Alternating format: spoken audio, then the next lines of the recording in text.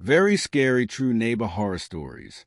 Claire Bennett bought her first house in suburban Portland in June 2025, a charming two-bedroom craftsman in a quiet neighborhood. Her next-door neighbor, an elderly woman named Margaret Holloway, came over with cookies on Claire's first day. "Welcome to the neighborhood, dear," Margaret said with a warm smile. "I've lived in my house for 43 years. If you ever need anything, just knock." Claire thought she'd lucked into the perfect neighbor, friendly, helpful, seemingly harmless. But that impression began to change on the third night in her new home. Claire woke at 3:17 a.m. to the sound of someone moving around downstairs. Her heart hammering, she grabbed her phone and crept to the top of the stairs, ready to call 911. But the sounds weren't those of an intruder. They were sounds of cleaning, a vacuum running, dishes being washed, furniture being moved. Claire descended the stairs slowly, her hand on her phone's emergency dial. When she reached the first floor, she found Margaret in her kitchen, wearing cleaning gloves, methodically wiping down Claire's counters. "Margaret, what are you doing in my house?" Margaret looked up, seemingly unsurprised to see Claire. "Oh, hello, dear. I noticed your kitchen was a bit messy after your move, so I thought I'd tidy up for you. I have a key. The previous owners gave me one for emergencies." Claire's shock mixed with anger. "Margaret, you can't just come into my house without permission. That's breaking and entering." "Don't be silly," Margaret said, continuing to clean. "Neighbors help neighbors. Besides, you were sleeping so soundly, I didn't want to disturb you."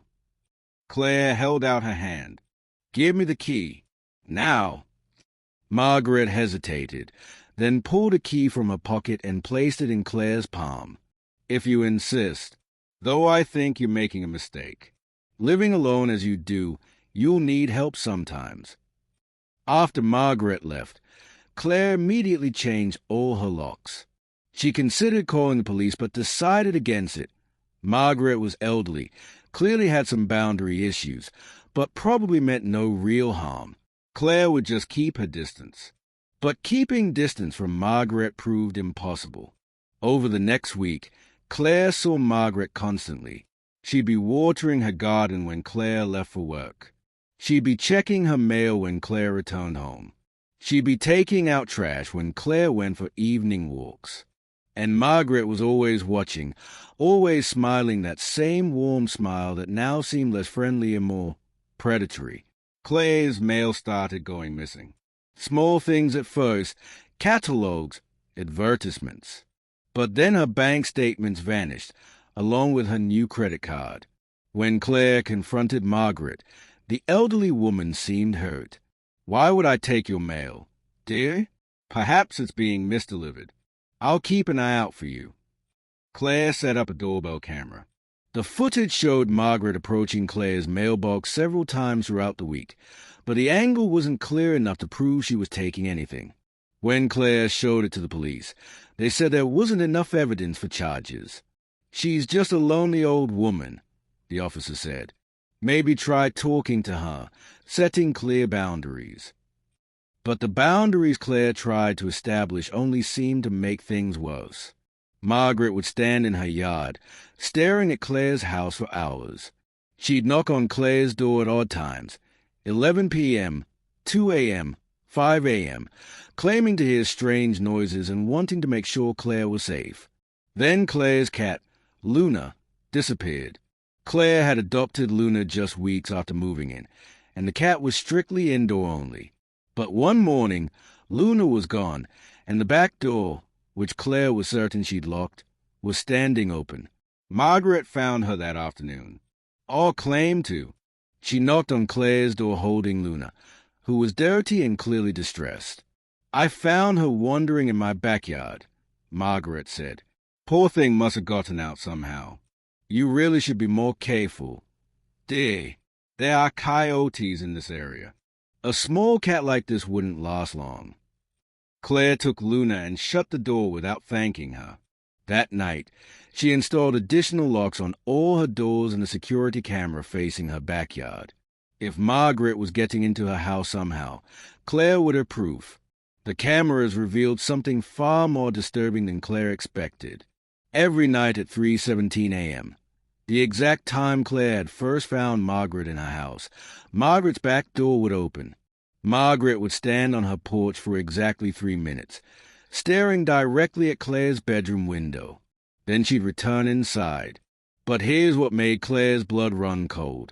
Margaret's house had been extensively photographed during Claire's real estate search, and Claire remembered that the layout was a mirror image of her own. Margaret's bedroom was on the second floor, directly across from where Claire slept. Claire zoomed in on the footage of Margaret's bedroom window. Even in the dark, she could make out movement inside, shadows that seemed to shift and move in patterns that didn't match normal human activity.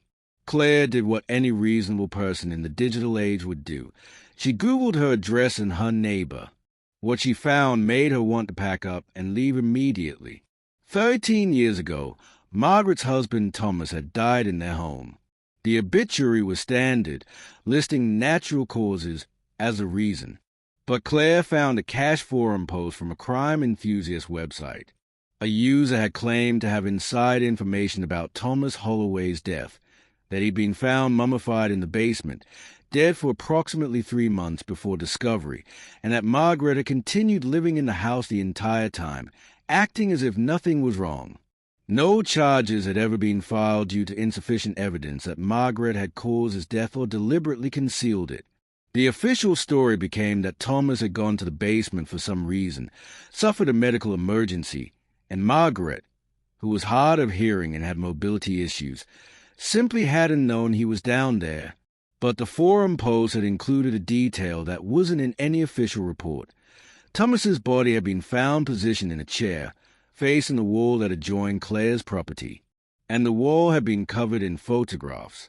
Hundreds of photographs of the previous occupants of Claire's house, taken through windows, through doors, showing them sleeping, eating, living their lives. Margaret had been watching the house, Claire's house, for decades. Claire called the police again, brought printouts of everything she'd found. But they were dismissive. These are internet rumors about a case that was investigated and closed years ago.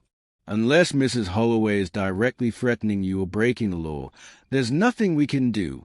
She's allowed to stand in her own yard and look at your house. That's not illegal. That night, Claire couldn't sleep. She lay in bed, staring at the ceiling, aware that just 30 feet away, Margaret was in her own bed, probably not sleeping either, probably watching through that window, seeing the faint light from Claire's bedroom. At 3:17 a.m., Claire's phone buzzed. A notification from her doorbell camera. Someone was at her front door. Claire pulled up the app and saw Margaret standing there, pressed close to the door, her face illuminated by the camera's night vision. Margaret wasn't knocking. She was just standing there, her face tilted up toward the camera, smiling, and she was holding something, a large photo album. Claire watched through the camera as Margaret opened the album and held it up, displaying page after page of photographs. Even through the grainy night vision footage, Claire could make out what they showed. Herself. Hundreds of photos of Claire, sleeping in her bed, showering in her bathroom, cooking in her kitchen, sitting on her couch. Photos taken from angles that suggested cameras hidden inside Claire's house. Claire grabbed her phone to call 911, but her call wouldn't go through. No signal. Her Wi-Fi was down too. She ran to her window and saw Margaret in her driveway, still holding that album, still smiling up at Claire's window. Claire tried her neighbor on the other side, pounding on their door, screaming for help. But their house was dark, unresponsive. She later learned they were on vacation, something Margaret had probably known. Back inside her house, Claire heard sounds. Not breaking in. Worse. Sounds of someone who already had access, who'd always had access. Footsteps on her stays. Margaret's voice calling softly, "Claire, dear? I know you're awake. You're always awake at 3:17. I've been watching." Claire locked herself in her bathroom and called 911 from her laptop, typing instead of speaking, explaining the situation in desperate text messages to the emergency operator. Police were dispatched, ETA 10 minutes. 10 minutes of listening to Margaret move through her house, opening doors, checking rooms, calling out in that sweet voice that now sounded monstrous. "I've been so lonely since Thomas died, Claire. This house is too big for one person. But I've been watching you, and I think you'd be perfect. We could be such good companions. I'd take care of you, just like I took care of Thomas. He was so happy in the end, so peaceful in the basement." The bathroom doorknob turned. "Locked." Margaret's voice became sharper. "Now, Claire, don't be difficult. I have keys to every lock in this house. I had them made before you even moved in. The previous owner was very accommodating. Didn't even notice when I borrowed their keys." Police arrived with lights and sirens. Claire heard Margaret's footsteps retreat, heard her back door open and close. When officers entered, they found Claire in the bathroom, and they found what Margaret had left behind. That photo album placed carefully on Claire's kitchen table. The photographs were real, hundreds of them, showing Claire in her own home, taken from inside, from hidden cameras that police discovered in every room. Margaret had installed them while the house was being shown, before Claire had even made an offer. They arrested Margaret that night. Her house was searched, and what they found in the basement made even seasoned officers ill. Thomas Holloway's remains were still there, mummified and seated in that chair, surrounded by photographs of not just Claire's house but 2 other properties that had shared walls with Margaret's home over the decades. A journal was found detailing Margaret's 43 years of observation. She'd watched 6 different families, documented their lives, and in a journal she'd written about choosing one member from each family to keep company with Thomas. 5 people had gone missing from the neighborhood over those 43 years. Their remains were found sealed in Margaret's basement walls. Margaret is now in a psychiatric facility, diagnosed with a delusional disorder that made her believe she could keep people as companions for her dead husband. She was ruled incompetent to stand trial. Claire moved out immediately, sold the house at a loss, and now lives in a high-rise apartment building where neighbors are distant and anonymous. She still checks every room for cameras, still wakes at 3:17 a.m., heart pounding, listening for footsteps that aren't there. Because the real horror of neighbor relationships is this: we trust them by proximity. We assume that because someone lives close to us, smiles at us, brings us cookies, they must be safe. We ignore red flags because confronting them feels awkward, because calling the police feels like an overreaction. And sometimes, by the time we realize our neighbor isn't friendly but predatory, we've already let them in, given them access, made ourselves vulnerable to someone whose proximity isn't coincidence but choice, someone who chose to live next door specifically to watch, to wait, to eventually claim what they've been observing all along. The house in Portland has new owners now. I wonder if they know their neighbor's history. I wonder if they notice how the elderly woman in the facility sometimes talks about going home to watch the new family. I wonder if they check their rooms for cameras, if they wake at 3:17 a.m. and listen for footsteps. I hope they do. For their sake, I really hope they do.